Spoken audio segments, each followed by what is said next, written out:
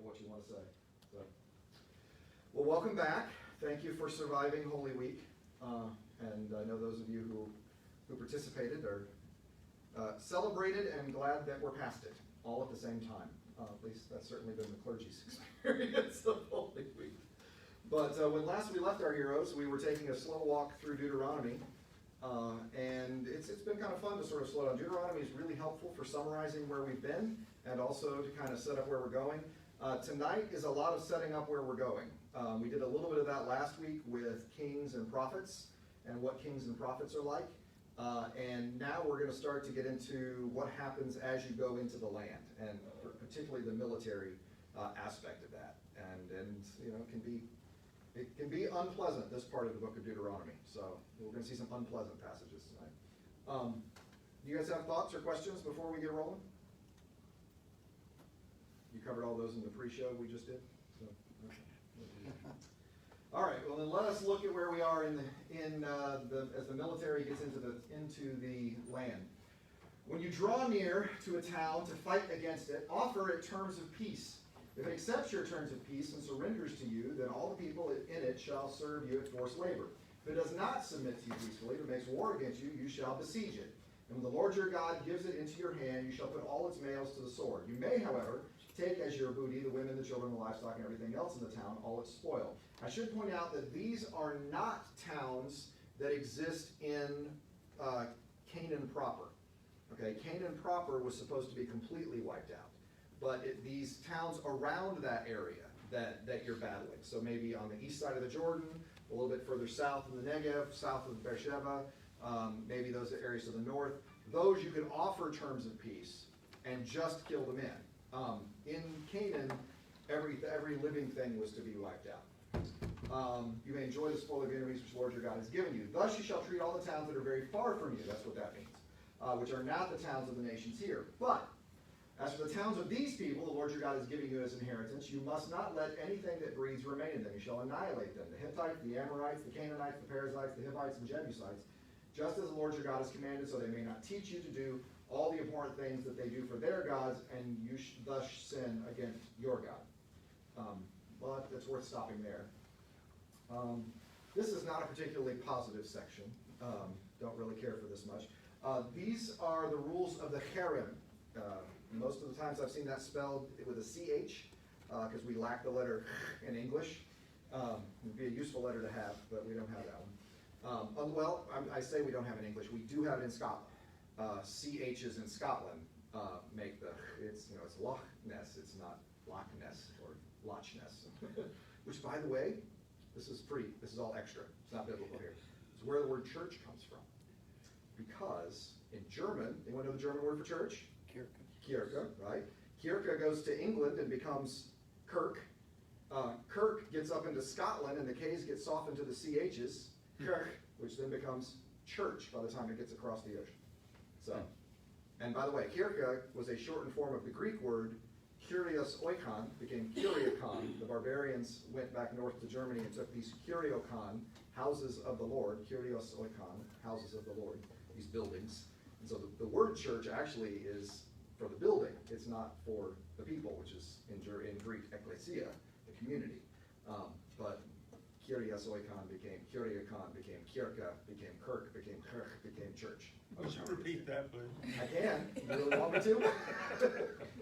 I can do it as much as you want. So this is the rules of the harem. The harem is if it breathes, you kill it. If it burns, you burn it. If it doesn't breathe or it doesn't burn, then you put it into the house of the Lord. So that would be gold and silver and jewels and precious metals, that sort of thing. Okay. The harem, or the ban, is incredibly harsh, but let me help you understand the philosophy behind it first before we talk about it. The philosophy behind the harem is God is the one doing the fighting. God is the one, we're going to talk more about this when we get to Joshua, but God is the one doing the fighting. If God is the one doing the fighting, you're not allowed to profit from the battle. God is the one who gets what comes from the battle. So that's why in Joshua, and that's why you get this here, God is the one doing the fighting, so God gets, given to God, all that breathes, all that burns, and all the precious metals go into the tabernacle at this point, not the temple. Right, so that philosophically is what's going on. That's also why we get into trouble in Joshua with Achan when he keeps some of the booty. Yes, Mary Margaret. So God is not killing, I mean, the people are not killing these people. God is killing these people. Yes, yes. Because you're killing all these people so they can't teach you how to do abhorrent things. Correct. You seem to have grasped the argument perfectly. Now, and also, the reason this comes after the Ten Commandments, just don't murder. That was one of the big ones, as I recall, in this very book, actually repeated. This is not considered murder. This is considered judgment. In other words, Israel is the means by which God is bringing judgment against these people who are doing these abhorrent things, which is setting up. And this is one of those things where you have to stay in the whole story on this one. It is setting up the problem you get later on, which is that Babylon is the means by which God is using to judge Israel later on. And Israel points out, Babylon's not more righteous than Israel. And God said, yeah, I don't expect you to understand this, but they are the means by which I am bringing judgment upon you. This is the means by which they're bringing judgment upon. So, the date of this text is a good question, right? I mean, we read it narratively as coming immediately after Exodus and immediately before the entrance to the land. But there's good evidence to suggest Deuteronomy comes together much later, possibly even in exile. And if that's the case, then hearing this then is a little different than hearing this early, if that makes any sense. The reflection on what I just said about who's killing who, I think, is a helpful one. Also, the way in which war is done. And I got to point this out. Putting the males to the sword here. Okay, it is hard for us to read this without our stomachs turning. I mean, this is just almost impossible. These are the passages that God of the Old Testament gets a bad reputation about. These are the passages that the early church heretic Marcion, he makes a good point in that Marcion was an early church heretic, 2nd century, and his belief was that the God of the Old Testament, the God of the New Testament, the God of the Old Testament and the Father of Jesus are two different gods. And the God of the Old Testament, the Creator, big, mean guy, always grumpy, ready to kill people at a drop of a hat. The New Testament God, love, peace, happiness, etc. And so Jesus is destroying that mean God in the Old Testament. This is the passages Marcion would point out, and you know what? I get it. I get why he says that. But hearing this sentence in, put all the males to the sword, hearing that sentence in the 7th century, the 8th century BC, certainly in exile, but I would say all the way back to 750 BC. So prior to the destruction of the Northern Kingdom, when the Assyrians are really coming on the scene, would have been seen as an incredibly merciful statement. Merciful to the point of even weakness. And we don't hear that, I understand. And when we get to the book of Joshua, it's absolutely the case. The way Joshua talks about warfare is like this. This is not compared to our life. This is not compared to our context. If you compare this to Israel's context, if you compare this to the warfare of Assyria, you compare this to the warfare of Babylon, then all of a sudden the God of Israel looks, and the best word I can come up with is merciful. Because the Assyrians, when they would besiege a city, which is what we're talking about here, we're talking about besieging a city. So we're talking about the kind of warfare the Assyrians were experts at. The Assyrians they had weaponized terror. They had a vast, expansive empire, and when they would want to expand their empire, they would go and they would knock on the door of the city and they would say, "Hi, we represent the Assyrian Empire, a growing opportunity we'd like you to be a part of." And if you say, "Wow, that sounds terrific, and here's my tribute," they would say, "Welcome to the empire." And if you said, "Interesting, let me get my checkbook," and lock the door, then they besiege you. And the Assyrians always win. And they're going to make you sorry that you said no. They're going to behead the lucky ones. The upper class, the wealthier, those skilled people, they get beheaded. The lower class, they get filleted. They're flayed, not filleted. They might get filleted, but they get flayed. Their skin is peeled off of them. They are mounted on poles outside the city. And the Assyrians were experts at this in such a way that they could put a human body on a wooden pole and use most of the vital organs. So you wouldn't die quickly, but in fact bleed out over the next 6-7 hours. They, of course, all that would be done naked. They would sodomize men, according to some accounts, because what greater shame could you show a man than to, quote, treat him like a woman? And they would lead the rest of the survivors off naked captivity, those good for working, usually naked with fish hooks through their lips, bound as they went. Then they made sure and took pictures of this. They had people who would carve these bas-reliefs, these giant bas-reliefs, and they would put them on the walls of the palaces in Nineveh and Kala is Nineveh, and all these other palaces in the area. And then the next year, so let's say you were one of the people that wanted to participate in the Assyrian Empire. They only pick up the taxes once. You got to come deliver them after that, right? And when you come deliver them, you get to walk through the hallways and see what happened to everybody who didn't pay their taxes appropriately. They were masters at this, at punishment and showing how to be as cruel as humanly possible to people. And then the God of Israel comes by and says, when you conquer a city, you put everyone to the sword. That is a totally different kind of warfare. Please, Steve. I understand the postmodern contextualization of this. Yes. But historically, we are the freaks, not them, in our attempts to explain this behavior, because this was the norm from whatever BC until 1945.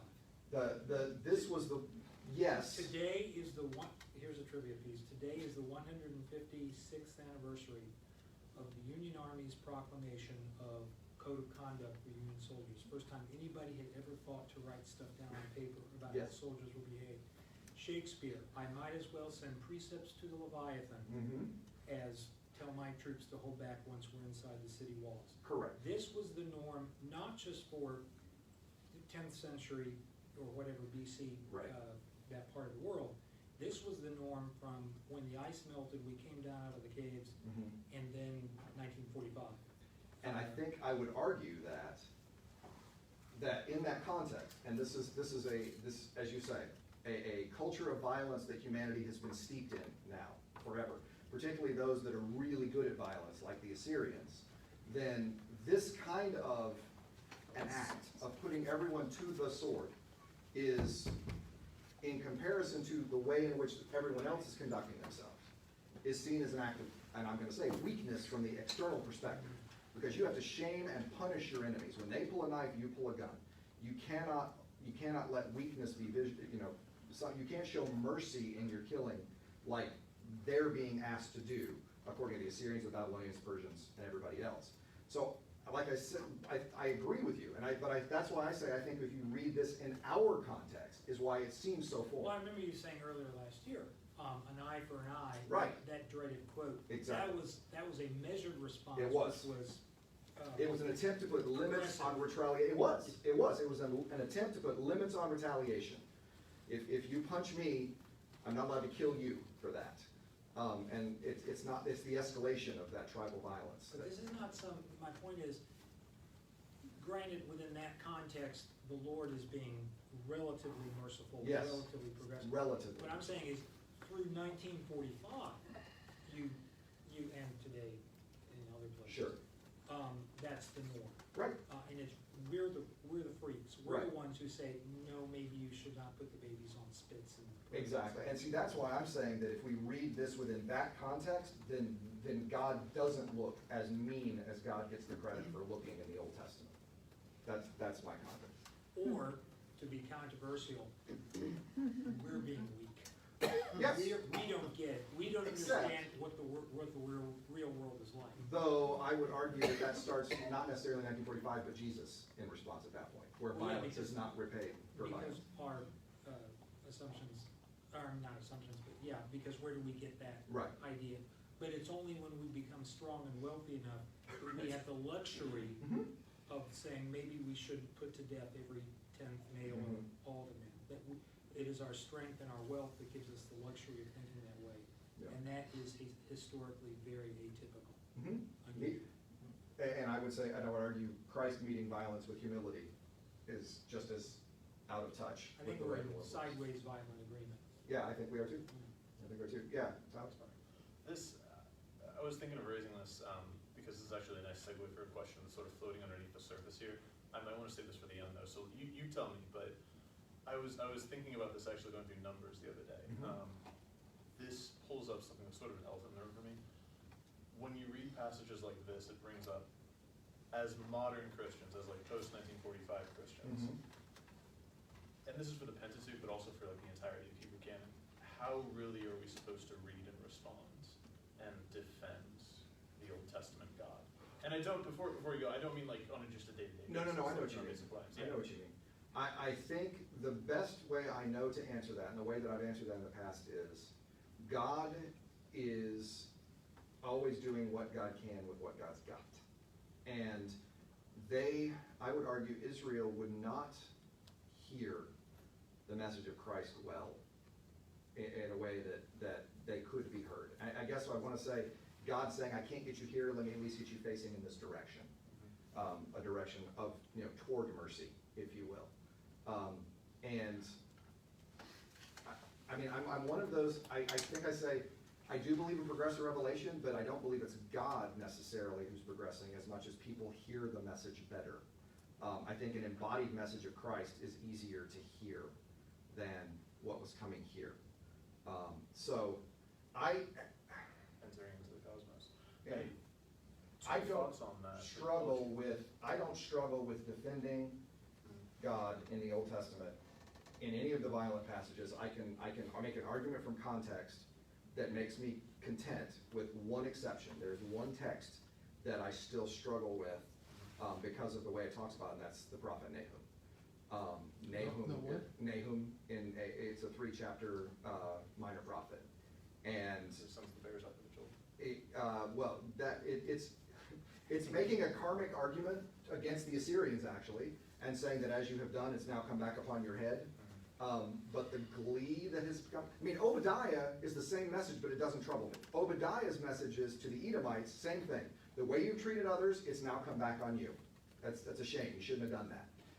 Nahum's attitude toward the Assyrians is, as you've treated others, it's come back on you. Let's all clap our hands at those who see your destruction. Let's strip you naked and throw crap at you and celebrate that humiliation that's used.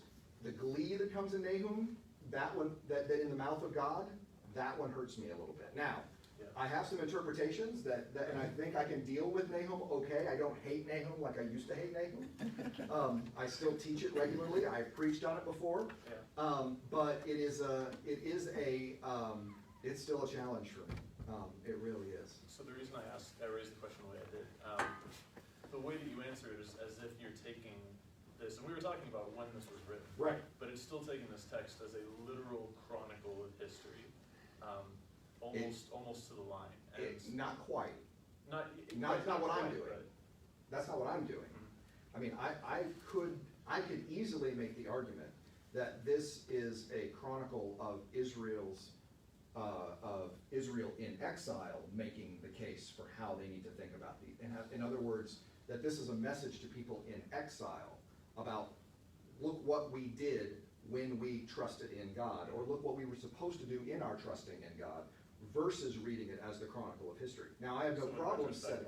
Creating a national identity. Exactly. I have no problems understanding this as reaching back to a historical reference. I really don't. Oh yeah, there's got to be at least some line of But oral story loss. I think these portions of Deuteronomy, read from an exilic setting, make more sense. No, I would agree with you there. So.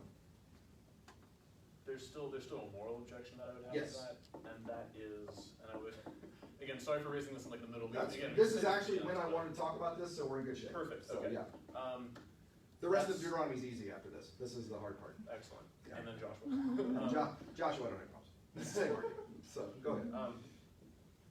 Eastern and Western tradition holds that evil necessarily is defined as the Latin term is escaping me, but a privation of the good. Yes. Privation from God. Right. That grants that evil itself has no substance. Correct. And God working Real quick, let me catch everybody up who isn't following what you're saying. Yes. That absence is the privation of good. In other words, that evil does not exist in and of itself. Evil is the absence of good. Dark is the absence of light. Dark doesn't have something in and of itself. It's when there is no light. So It doesn't, evil, the argument would be, and I would agree, that evil doesn't have an independent existence in and of itself. Okay. I'm treading carefully because this is more Catholicism, Eastern Orthodox. Sure. I'm Well, not it was sure, that, what the- Augustine invented that, so, Yeah. Or Augustine, however you want to say it, either one. is correct. Our boy Augustine.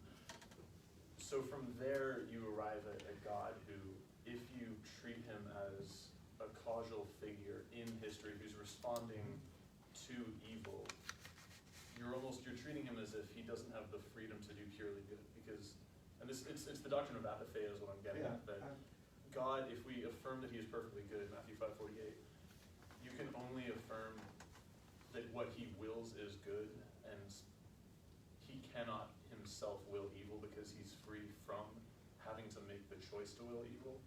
Okay. And Okay, denying granted, that our almost conversation here is now going to unpack this notion of theodicy, which I've taught an entire class on, so we can't solve this in the next 40 minutes, but. Again, Most of the conversation in our house is about video games, I just wanna say.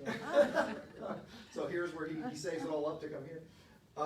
But I don't, this is the only chance I get to. I don't I necessarily. don't know the Protestant answer to this. That's why I'm asking. I don't necessarily think that's necessarily the case. I think the kenotic hymn in Philippians 2 provides an example of God's self-limitation in a way that can solve some of those issues. Also, obviously, progressive theologians have done that, like Whitehead and others. So that is the thumbnail argument of that. Whitehead is a progressive theologian. If you'd like to know more about process theology, a process theologian, if you'd like to know more, Meg has written a thesis on process theology, and so she would be a good resource on you. I don't know what I'm getting. The best, most competent, like morally competent, at least theology or theodicy that I've seen is from a patristics point of view. Yeah. I have never found 100% theodicy I'm happy with, but my theodicy that I live with is people are idiots. That's the one that and I can fit that into a lot of different ways to do that. So one other distinction, I want to highlight this because this is different from the Assyrians also. If you besiege a town for a long time, making war against it in order to take it, and remember, that is the Assyrians' bread and butter, is besieging a town. That is the way they conquer towns. You must not destroy its trees by wielding an axe. The people, yes. Trees, no. Although you may take food from them, you must not cut them down. Are trees in the field human beings that they should come under siege for you too? I mean, it's not like they're people. Don't kill the trees. You may destroy only the trees you know do not produce food. You may cut them down to use in building siege works against the town and make war against you until it falls.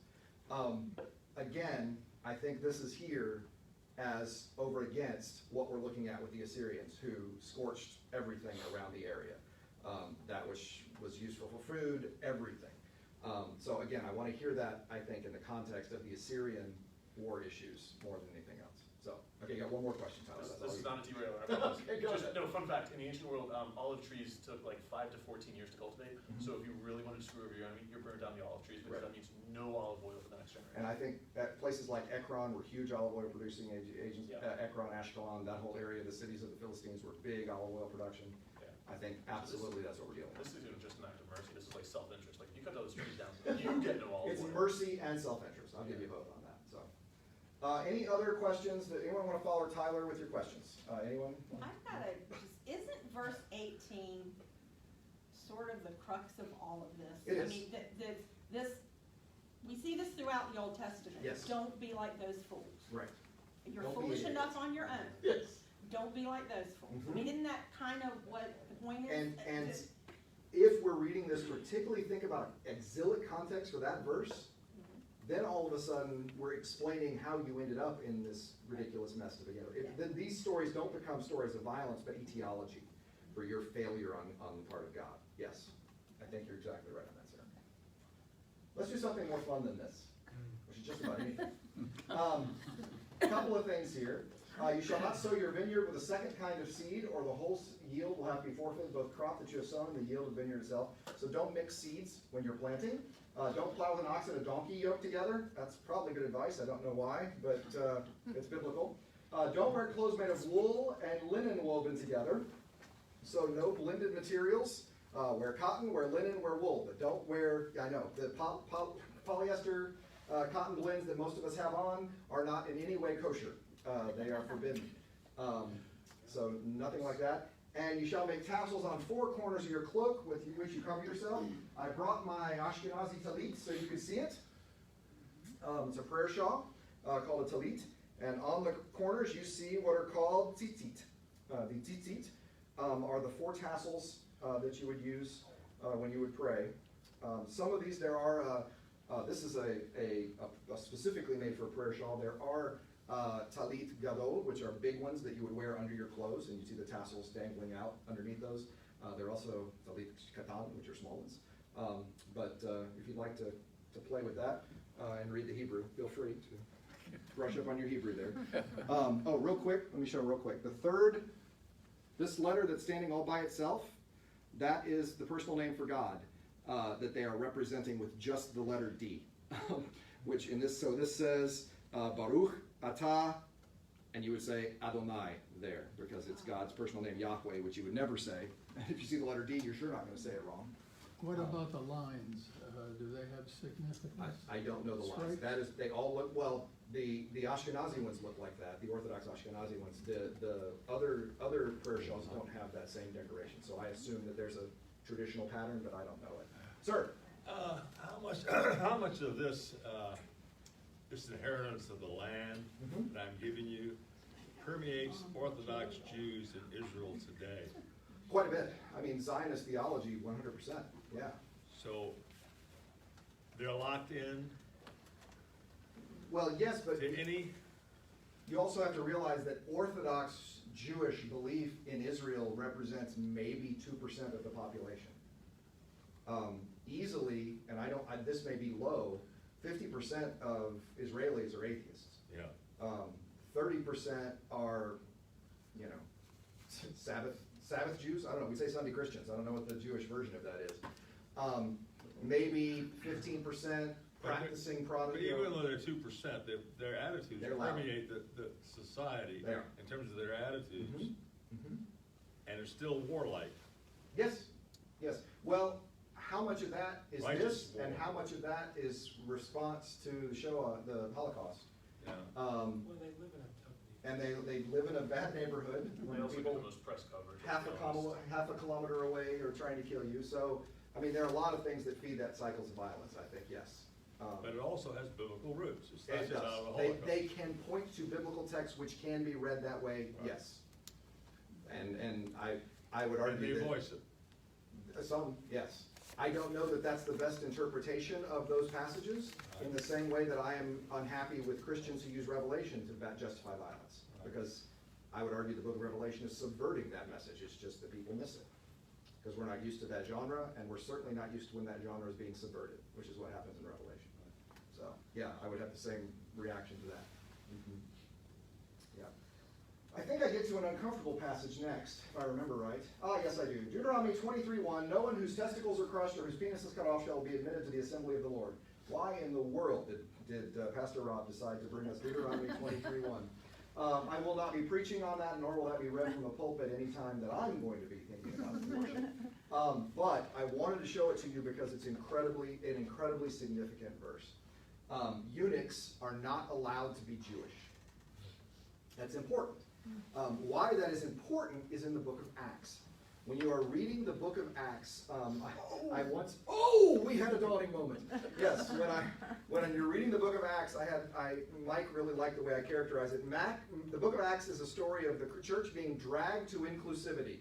The church, Peter stands up on the day of Pentecost and says, all flesh has been poured, the Spirit of God has been poured out on all flesh. And then all the Jewish men got together and agreed that all flesh had the Spirit poured out on them, all Jewish men. And then someone said, well, what about Samaritans? And they went, okay, you know what? Yeah, Samaritans and Jews. The Spirit has fallen now, obviously, on Samaritans and Jews. And then what about God-fearers, like the eunuch? Like the eunuch who can't become a Jew. Can he become a Christian? When the Jewish man asks Philip, here is water, when the eunuch asks Philip, here is water, what prevents me to be baptized? Growing up, every sermon I heard, this was hailed as an act of faith by the eunuch. As he was saying, hey, I'm ready to become a Christian. The point of his question was, hey, I know I can't be Jewish. Do you Christians have a rule that I can't join you? Here's water, what prevents me from being baptized? And then Philip says, nothing. So now, yes, okay, Jews, Samaritans, and eunuchs who couldn't convert to Judaism. Well, what about Gentiles? Okay, well, that's a question that they spend the next 6 chapters trying to answer as a church. Can Gentiles just become Christians, or they have to first become Jews? That's the Jew-Gentile problem is the problem in every letter of Paul and the book of Acts, and trying to figure out how this is going to happen. And this is important, part of that journey. This is what makes that eunuch's question make sense, because you don't hear it right unless you know about this very uncomfortable verse. Yeah, Ron? I'd never heard that ever before. Yeah. I've always heard the eunuch story the same way you described it. Right, that he's had this moment of faith and what? I'm ready to be baptized. No, he's saying, you Jews won't let me. Will the Christians? That's his question. So, oh, I should say about the tassels, the one of the 4 tassels. When the woman with the bleeding condition, she touches the fringe of Jesus' garment. That's what she said. Very good chance that Luke is trying to refer to the tzitzit there. Yeah. So yeah, we don't have to deal on this verse too. It's nobody's life verse, I wouldn't think. So we'll just keep moving here. Those born of an illicit union should not be admitted to the assembly of the Lord. Even to the 10th generation, none of their descendants shall be admitted to the assembly of the Lord. No Ammonite or Moabite shall be admitted to the assembly of the Lord. Even to the 10th generation, none of their descendants shall be admitted to the assembly of the Lord, because they did not meet you with food and water on your journey out of Egypt, because they hired against you Balaam, son of Beor. Remember that story? That was a good story. We read that whole thing. To curse you, yet your Lord your God refused to heed Balaam. The Lord your God turned the curse into a blessing for you, because the Lord your God loved you. You shall never promote their welfare or prosperity as long as you live. This is actually, I believe, the word shalom in Hebrew, which is an interesting one. Don't promote their peace. Don't promote their welfare. But here's an interesting change. You shall not abhor any of the Edomites, for they are your kin. Remember I said that the Edomites were understood traditionally to be descended from Esau. So they were sort of thought of as a kind of brother nation in all of that. You shall not abhor any Egyptians, because you are an alien residing in their land. This is a fascinating list to me. That Moabites and Ammonites, they're out, even to a 10th generation. Edomites and Egyptians, they're okay. That makes the North Koreans look pretty easy. Really? What's their rule? Well, theirs, right, didn't they have 3 generations of? Oh, just 3 generations? Just 3 generations. Wow. Yeah, Tom? What do they mean by abhor? What's the word in Hebrew? Where are we? You shall not abhor. Oh, Edomites keep them or out. Egyptians. Keep them outside of that sense of, they're not welcomed in. Gotcha. Yeah. Is there any significance to 10? Nice round number. 10 is normally a magnitude.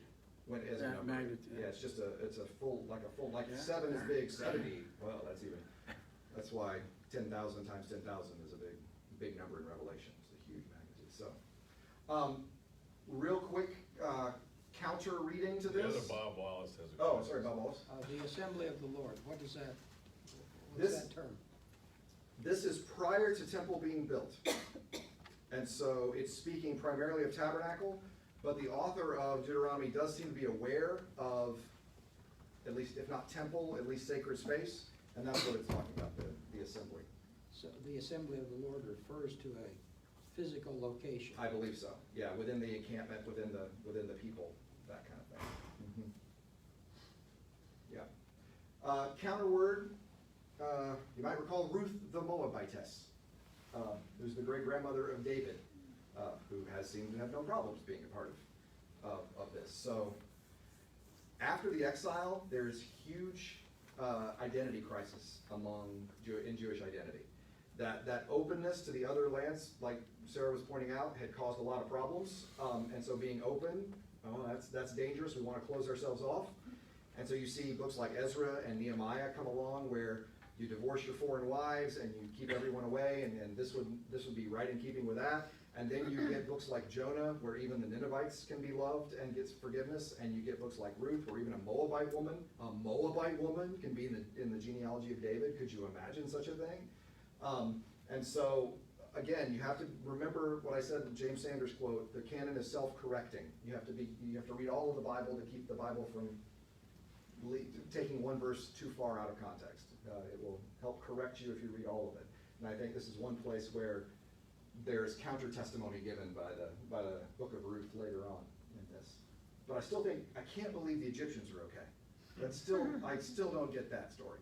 I don't have a full understanding of that. And the Edomites, my argument that I can see an exilic composition here that argument is undermined, because the Edomites were abhorred, if you will, post-exile. Psalm 137 is celebrating those who dash their babies against the rocks because of their role played in the destruction of Jerusalem. And so that would not seem to be a particularly positive picture of the Edomites. That's just my reading of Psalm 137. And so to have that with this is a little confusing for me at that point too. So I say I don't know a lot. You should learn that. I know why I don't know, but there's a lot I don't know in this context. How are they akin? Traditionally, Esau was their forebearer, as Jacob, Israel, was Israel's forebearer. So they're brothers. In fact, Obadiah says that. You are our brother, you betrayed us. Judgments come on you because you didn't treat us well. So they use that brother language in Obadiah for the Edomites. Yes, important part of 34. When you come into the land, the Lord your God is giving you as an inheritance to possess, and you possess it, and settle in it. You shall take some of the first of all the fruit of the ground, which is your harvest from the land the Lord your God is giving you. You shall put it in a basket, and go to the place the Lord your God will choose as dwelling for his name. That's that sense of holy place I was talking about, Bob. You shall go to the priest who is in office at that time and say, today I declare to the Lord your God that I have come into the land that the Lord swore to our ancestors to give us. When the priest takes the basket from your hand and sets it down before the altar of the Lord your God, you shall make this response before the Lord your God. A wandering Aramean was my ancestor. He went down into Egypt and lived there as an alien, few in number, and there became a great nation, mighty and populous. When the Egyptians treated us harshly, afflicted us by imposing hard labor on us, we cried to the Lord, the God of our ancestors. The Lord heard our voice, saw our affliction, our toil, and our oppression. The Lord brought us out of Egypt with a mighty hand and an outstretched arm and a terrifying display of power and signs and wonders. And he brought us into this place and gave us this land, a land flowing with milk and honey. So now I bring the first of the fruit of the ground that you, O Lord, have given me. You shall set it down before the Lord your God, bow down before the Lord your God. Then you, together with the Levites and the aliens who reside among you, shall celebrate with all the bounty that the Lord your God has given to you and your house. So with all of that exclusive language of the previous chapter, we have the aliens that are able to worship God with them here, which is interesting. This little credo that we have in this section has been called by some scholars the earliest credo of Israel. In fact, some believe the whole story, that this was the earliest story that they preserved orally, and then that much rest of the story grew around that. That's an interesting theory. That was Gerhard von Rad in the 1950s that came up with that. And most people agreed with him at the time. Since then, folks have wondered if that is the case, that this might not be a little bit later in origin, but it does seem to be a pretty good summation of the story. The one thing that is missing from this story that people point out is rather significant is Torah. You might notice there's no Mount Sinai here, there's no giving of the law here, which is a rather important part in the narrative from, middle of Exodus through Leviticus into Numbers. That is completely missing, but you got to leave something out of some of these creeds, so who can say? Is it early? Is it late? I don't know. It certainly is important. That's about as far as I'll go on that. The wandering Aramean certainly refers to Jacob, because he's the one who goes down into Egypt and stays. So. Aramean, person from Aram, which is where Abraham found a place for a little while before going down to Egypt. Yeah? What's the chapter verse numbers? 34, I believe, is. If I remember right. 26. I'm totally wrong. Not even 34 is the end of the book. I had that one in my head. Yeah, 26. Sorry about that. Told you I don't know a lot. All right, then we have how we're going to celebrate once we get into the land. Then Moses, so that's how you behave when you get in the land. Then Moses and the elders of Israel charged all the people as follows. Keep the entire commandment I'm commanding you today. On the day you cross over the Jordan into the land your Lord your God has given you, you shall set up large stones and cover them with plaster. You shall write on them all the words of this law when you've crossed over to enter the land the Lord your God is giving you. Have you figured out who's giving them the land? It's a theme. Have you noticed that? The Lord your God is giving you. A land flowing with milk and honey, as the Lord your God, your ancestors promised you. When you've crossed over the Jordan, set up these stones about which I'm commanding you today on Mount Ebal, and you shall cover them with plaster. And you shall build an altar there to the Lord your God, an altar of stones on which you've not used an iron tool. So in other words, uncut stones. That is how you find an altar. It's stones that haven't been hewn. They're just stones that you put together to build this altar. Then offer up burnt offerings on it to the Lord your God. Make sacrifices of well-being. Eat them there, rejoicing before the Lord. You shall write on the stones all the words of this Torah, all the words of this law, carefully. Then Moses, the Levitical priest, spoke to all of Israel, saying, Keep silent and hear, Israel, that this very day you become the people of the Lord your God. Therefore obey the Lord your God, observing his commandments and statutes I'm commanding you today. The same day Moses charged the people as follows. When you cross over the Jordan, these shall stand on Mount Gerizim for the blessing of the people. Simeon, Levi, Judah, Issachar, Joseph, and Benjamin. These shall stand on Mount Ebal for the curse. Reuben, Gad, Asher, Zebulun, Dan, Naphtali. Then the Levites shall declare in a loud voice, Cursed be anyone who makes an idol. So what happens is half the tribes get on Mount Gerizim. Half the tribes get on Mount Ebal. These are two mountains that face one another. Gerizim, I believe, if I'm going to get this right, Gerizim is the one that is lush and developed and green and has trees, etc. Mount Ebal looks like Stone Mountain in Atlanta. Okay? It is completely barren and naked, completely. And so the blessing mountain shouts to the cursing mountain shouts to the blessing mountain. So these are the curses of disobedience. You know, anyone who casts an image, bad thing, cursed to this person, cursed who makes an idol, cursed who does these things. On Gerizim, they shout, Blessed shall you be in the city, blessed you in the field, blessed be the fruit. So half the group is shouting blessings, half the group is shouting curses.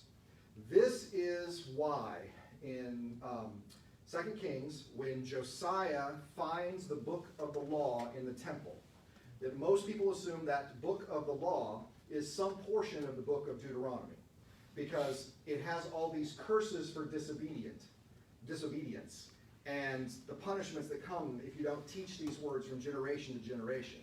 And so that Josiah's incredibly concerned reaction, it doesn't look like he read Genesis, is what I'm saying. It doesn't look like he found Genesis or Exodus. It looks like he found something that warned them all and promised them destruction is coming because of their disobedience.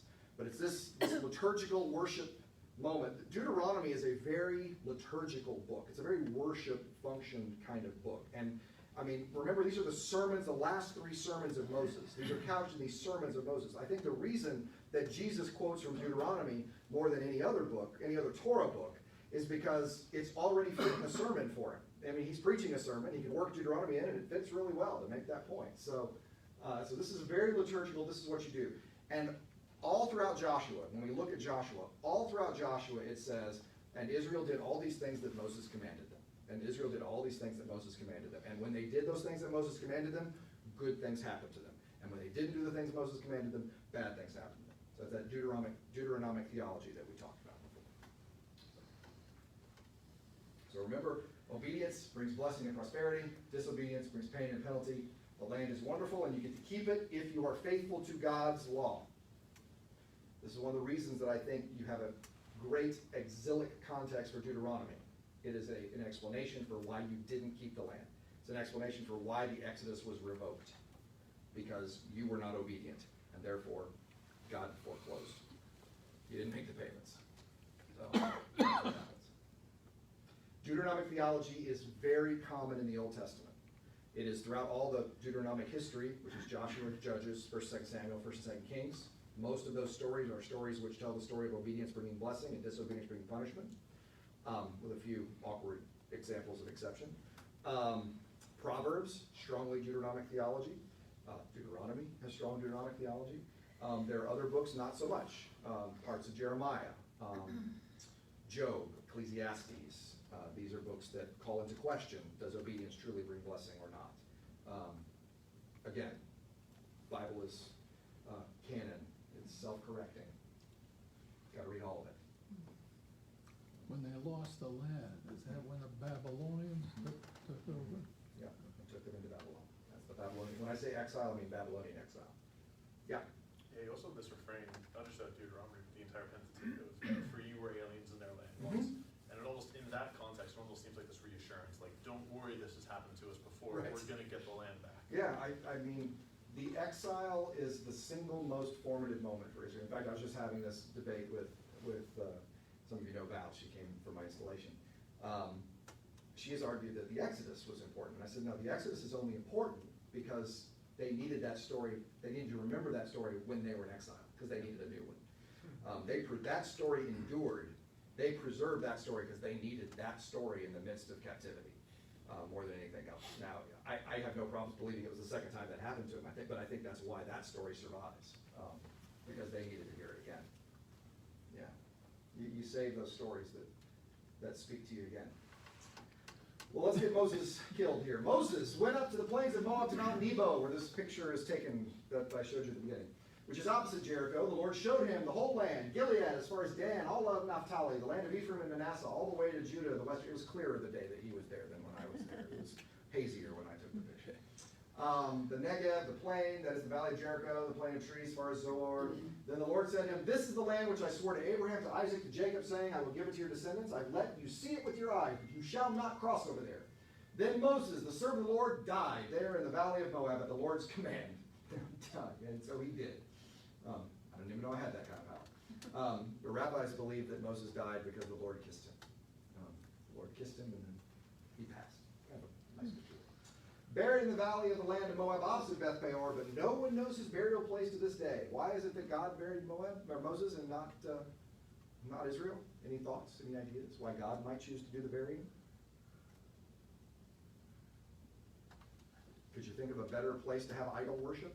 Could you think of a better place for idol worship of the dead than Moses' grave? I mean, guy who spoke to God face to face, so got to preserve, got to hide that. I mean, his serpent became an idol. Can't imagine what his tomb would be like. So no. Moses was 120 years old when he died. He was 3 generations. He was a grandfather. 1 generation in Egypt, 1 generation in the wilderness, 1 generation in the wilderness again after he went through the Exodus. So this is, remember that our years are not, don't think in terms of the way we mathematically want to calculate. It's not necessarily saying Moses made 120 trips around the sun. That's not what Israel would have thought in those terms. They would have thought he was 3 generations old. That's how old he was. So he was 120. But his sight was unimpaired and his vigor had not abated. This has to be one of the greatest euphemisms ever. His vigor had not abated. I think literally it says he had not dried up. I'll let you interpret that as you will in that regard. So he was not in any way infirmed. That is not why he died. He was done. That was it. He had done his job, and now it was time to cross on over. The Israelites wept in the plains of Moab for 30 days. The period of mourning that Moses had ended. Joshua, son of Nun, was full of the spirit of wisdom because Moses had laid his hands on him, and the Israelites obeyed him, doing as the Lord commanded Moses. That starts that doing as the Lord commanded Moses trend you're going to see all through Joshua. Never since has there arisen a prophet in Israel like Moses, which if Moses writes is incredibly unimpressive, can I just say. If Moses wrote Deuteronomy, there hasn't been anyone like me since me, is not a great sentence. Just not acceptable. Whom the Lord knew face to face. He was unequal for all the signs and wonders the Lord sent him to perform in the land of Egypt against Pharaoh and all his servants and the entire land, for all the mighty deeds, all the terrifying displays of power that Moses performed in the sight of all of Israel. So for those of you who missed it, here's our shot from Mount Nebo looking toward the west. Dead Sea, Jordan Valley, Jordan River. You can kind of make the line out of the Judean hillside there. Jerusalem is located right behind this block. And just on the other side of that mountain, 40 miles, is Mediterranean Sea. And the book of Deuteronomy ends. They've been promised this land and promised this land and promised this land, and the Pentateuch stops on a cliffhanger. Moses has just given his St. Crispin's Day speech, and now it ends. I really don't know what to do with this because it happens all the time. The Jewish composition, Jewish narrative desire always seems to end on a cliffhanger. Genesis ends, right? Abraham, you're going to be a great nation, and you're going to have many descendants, and you're going to occupy this land.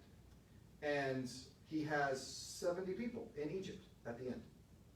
That's not exactly at all what God promised at the end of Genesis. Deuteronomy, St. Christmas Day speech, ready to go take the land, book ends. Right? The end of the prophets. You know, Elijah is going to come to usher in the day of the Lord in Malachi, and that's the end. The end of 2 Chronicles. You know, Jehoiachin was released from prison. David's line could possibly be restored again. Again, it ends with this expectation. There's a sense of expectation at the end of all the major sections of the Jewish text, and Deuteronomy, no exception to that. Mark 16:8. Yeah, there's another one. Yeah, Mark 16:8 is that sense of expectation. Absolutely. So it is and even Acts, where Paul is under arrest in Rome. What's going to happen? So a lot of, about the only place we don't get it. Revelation is the only place we wrap this whole thing together. Spoiler alert, but got to wait to the end before it all gets wrapped up. But I'm preaching on that in just a few weeks, actually. But Deuteronomy, sense of expectation, just as the rest of them. that second law. So, what questions, what comments, what thoughts, concerns? Where is Moses buried? Yeah, Plains Moab. God didn't tell him. God buried him and God didn't tell him. So, Steve? I just have a general question Sure. about the history of writing, so to speak. I Yeah. know the Egyptians were skeptical of putting things into writing. They thought it diluted the power of words. And I know there's a shift from the oral tradition into the written tradition that happened in several cultures around this time. But this seems pretty unique, right? I mean, you got Epic of Gilgamesh, you've got Laws of Hammurabi, but the story of a people's relationship to their God seems unique. And I mentioned this when we started Deuteronomy. What's even more unique is how Deuteronomy seems to be more unique. How about that? That Deuteronomy seems to be the combination of genres. That it is taking some of those law code ideas. It is taking the suzerain treaty that between a strong party and a weaker party, and it's blending those together into this speech of Moses that is given, and that's all one genre that is brought out. So I mean, it really does seem to be a kind of a unique idea. Usually, what motivated writing is some sort of crisis. In the case of Israel, it was exile. They found themselves lost in Babylon, needing to hold on to their traditions and wanting to preserve them, so they started getting them down. Because you lose that many people in a battle. Maybe we need to put these things more permanent. In the first century, the case of Christians, that first generation that walked with Jesus dying off, we need to write these stories down. That's why there's, I think, so much time between the Gospels writing and Jesus' life on earth, because they were busy being Christians, and then as that first generation began to die, and you expect an imminent return, you know what, we better write this stuff down. And so I think that's what motivated that. So usually, I think crisis motivated writing, but you're right. There's, to me, I don't think we often appreciate the literary genius of some of these writers, like the author of Deuteronomy, who's weaving these genres together to do something brand new. Revelation does that. I just talked about in the podcast with Mike this week, that Revelation is a genre. It's three genres. It's a letter, it's apocalyptic, and it's prophetic, and it's all woven together in a very creative way. So. And again, just historically, this was all written down between 800 BC and the earliest I'm comfortable seeing it put into print, put into paper, scrolls, probably mid 7th century BC, and then really coming to fruition in exile. I mean, putting down paper. I'm not saying these stories were created then. I'm saying that's when you get them. And the oral tradition could have gone on Just for preserving them 400 or 500 400 or 500 years, or longer. I mean, the story of Jonah is a story that probably had its oral history start in the 9th century, and it's not written down to the 4th. I mean, probably 500 years of oral tradition. Versus the stories of Jesus on earth, which were at oldest 30 years when they're written down, which is almost nothing, really. Yeah.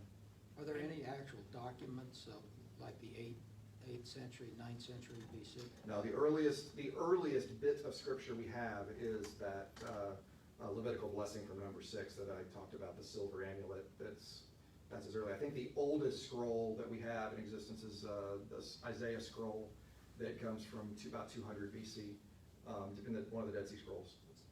Full 66 chapters, though, in that 200 BC, which is amazing. I think the oldest full Hebrew canon is from the medieval period, right? Well, actually the Aleppo Codex comes from, because it used to be the Leningrad Codex was one of the oldest, but the Aleppo Codex was found in, I believe it's 8th century AD is the earliest. What's fascinating to me is if you look at that 8th century AD copy of Isaiah and the 2nd century BC copy of Isaiah, the differences are almost nothing. It's amazing to me that 1,000 years of copying, the Jewish scribes were as faithful as they were. Christian scribes were lousy. Christian scribes were terrible.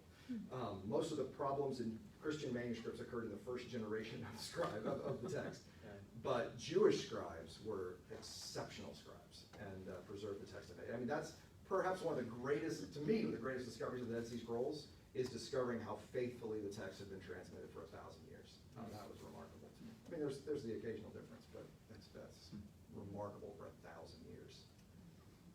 Yeah. Were the Hebrews more of a, did they teach writing to their kids much more than any other? I mean, there seems to be a fairly literate lower class at times in ancient Israel. They're found, I love this term, you're gonna love this term. When you find a piece of pottery or clay that someone had practiced their alphabet on, and these have been found.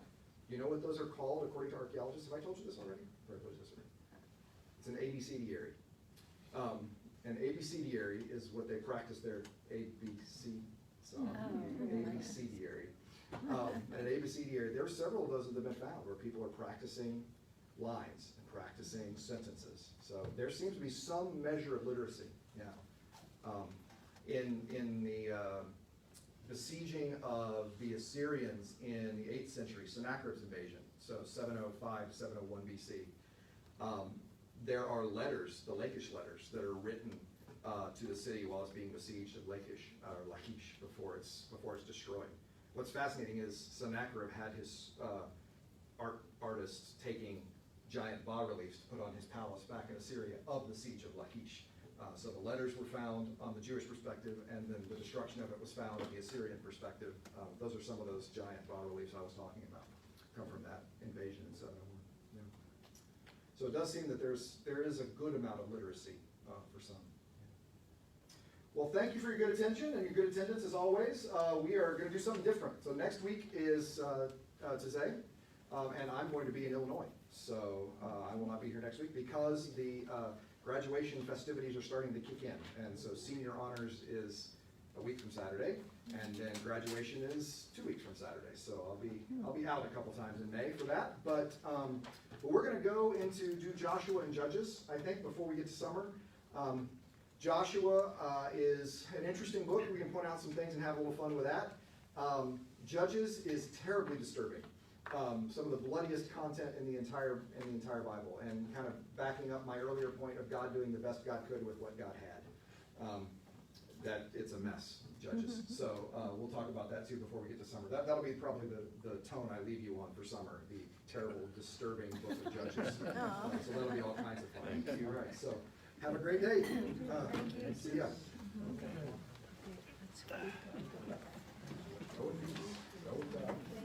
Absolutely. How you doing? What'd you do? Basketball? Is that basketball? No, it's just from mowing. Oh, mowing. See, he played more basketball than was mowing. Yeah, that's right. Yeah, That's right. Yeah. There's a solution right there. Amazing how like this. That's great. And he might be right. Not really. We'll hear what we can hear. Hey, Jack.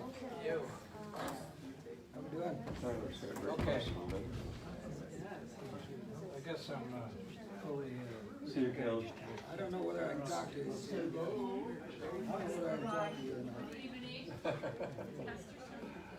not. Pastor's still here. At my swimming class. Read that word tonight. Bring in the day and end it. Geared up. Yeah, I think I need to ring bells or something. Well, Sing. I don't want to be anywhere near you. Don't get down to Oh. your end. This is true. This is true. And help, she is a member of the That's what I want to hear. Yeah, well, I appreciate it. Which one did I Thank you, bring? Rob. Which one do you think? No problem. Thank you. Is this recent? Good time. I'm not sure. Allison Kelly.